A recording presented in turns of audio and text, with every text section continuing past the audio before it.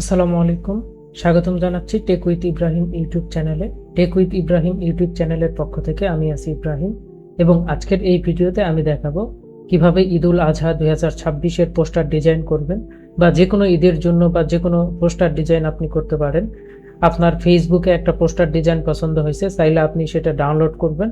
করার পর ওখানে যে ব্যক্তি আছে, তারপর যার ইনফরমেশন আছে, চাইলে আপনি সেগুলো চেঞ্জ করে আপনি শুধুমাত্র 1 মিনিটের মধ্যে একটা কমান্ড দেওয়ার মাধ্যমে আপনি একটা পোস্টার ডিজাইন করে নিতে পারবেন। এআই ব্যবহার করে কিভাবে সেটি করবেন আজকের ভিডিওতে সেটি দেখাবো। আমি বর্তমানে গুগলে আছি। গুগলে এসে আমি সার্চ করছি ঈদুল আজহা 2026 পোস্টার ডিজাইন বাংলা লিখে সার্চ করার পর অনেকগুলো পোস্টার এখানে আসছে। আপনি এখান থেকে গুগলে সার্চ করে নিতে পারেন, বা আপনি দেখতে পারেন যে আপনার ফেসবুকে ফ্রেন্ডস যারা আছে তারা যে ধরনের পোস্টার পোস্ট করতেছে, আপনি ওখান থেকে একটা ডাউনলোড করবেন আপনার ফোনে। ডাউনলোড করার পর কিভাবে কাজ করবেন সেটি দেখাচ্ছি আমি অন্য একটা ফটো যদি নিই, এই যে এইটা একটু ক্লিয়ার বোঝা যাচ্ছে। আমি এইটার স্ক্রিনশট এখান থেকে আমি নিয়ে নিলাম। আপনি যদি ফোন থেকে এটা সেভ করতে চান তাহলে ফোন থেকেও করতে পারবেন। আপনি যার শুধু ফটোটা ডাউনলোড করে নেবেন, নেওয়ার পর আপনি আপনার গুগল ক্রোম বা যে ব্রাউজার ইউজ করেন সেখান থেকে gemini.google.com-এ চলে যাবেন, বা আপনি আপনার ফোনে জেমিনি অ্যাপস যেটি রয়েছে গুগল প্লে স্টোরে গিয়ে যদি সার্চ করেন জেমিনি লিখে, তাহলে এই অ্যাপসটি পেয়ে যাবেন। এটি ইনস্টল করার পর এই সেম ইন্টারফেস পেয়ে যাবেন। এরপর গুগল জেমিনিতে আসার পর আপনি এখান থেকে মোবাইল অ্যাপস বা ব্রাউজার যেখানে যান এই প্লাস আইকন পাবেন। এই প্লাস আইকন থেকে এখান থেকে যে ক্রিয়েট ইমেজ যেটা আছে এটা এখান থেকে ক্লিক করবেন। এই যে এখানে ইমেজ সিলেক্ট হয়ে গেছে, এবং আমি যে ইমেজটা ডাউনলোড করলাম বা স্ক্রিনশট নিলাম সেটা এখানে আমি পেস্ট করতেছি। আর আপনি যখন ডাউনলোড করবেন ফোন থেকে বা যেখান থেকে, তখন এখান থেকে প্লাসে ক্লিক করার পর আপলোড ফাইল করবেন, করে আপনার গ্যালারি থেকে ফাইলটা আপলোড করে দিবেন। আমি এখানে পেস্ট করলাম, এখানে ইমেজটা আসছে।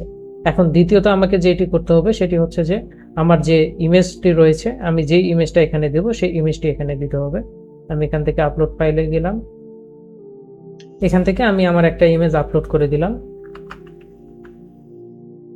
এখান থেকে আমি আমার একটা ইমেজ আপলোড করে দেওয়ার পর এখানে ডিসক্রাইব ইউর ইমেজ লেখা আছে। আমি এখানে আমি একটা প্রম্পট দিয়ে দিলাম যে পোস্টারে আমার ছবি ব্যবহার করো আর ইনফরমেশন চেঞ্জ করো। এখানে আমার নাম দিয়েছি এবং পদবিটা এখানে দিয়েছি, এইটা যেন এখানে ব্যবহার করে। তো করার পর আমি আর এখানে এভাবে ইয়ে করে দিয়ে আমি বলতে পারি যে make the photo, sorry HD. আমি যেহেতু এটা এইচডি নাই, আপনি যখন ফেসবুক থেকে ডাউনলোড করবেন সেটা এইচডির মতোই থাকবে, পরিপূর্ণ এইচডি থাকবে না, কিন্তু সবকিছু ক্লিয়ারলি দেখা যাবে এরকম। কিন্তু আমি স্ক্রিনশট নেওয়ার কারণে এটা ফেটে গেছে। তো আমি এখান থেকে এটা সেন্ড করতেছি এখানে প্রম্পটটা দেওয়ার পর। সেন্ড করার পর কিছুক্ষণ আমাকে এখানে ওয়েট করতে হবে। আমি দেখতে পারতেছি যে ন্যানো বানানা 2 লোড হচ্ছে এখানে, অর্থাৎ ইমেজের কাজটা করতেছে। এখানে প্রথম অবস্থায় ফেল করছে। এটা আমি যদি এই যে রিলোডে বাটন আছে, ট্রাই এগেইনে ক্লিক করলাম, আবার এটা জেনারেট করবে। আপনারও দু একবার এটা ফেল করতে পারে, আপনি আবার এখানে ক্লিক করলে এটা জেনারেট শুরু করবে। আমরা দেখতে পারতেছি জেনারেট করতেছে, একটু ওয়েট করি। দেখতে পারতেছি যে এখান থেকে জেনারেট করা কমপ্লিট হয়েছে এবং এইচডি তে এটা কনভার্ট করে দিছে। যদিও আমার ছবিটা এইচডি ছিল না, এইচডি তে কনভার্ট করার কারণে দেখেন এখানে বানান কিছু ভুল দিছে। তো আপনি যখন এইচডি ফটো আপলোড করবেন তখন এইরকম বানান আর ভুল দিবে না।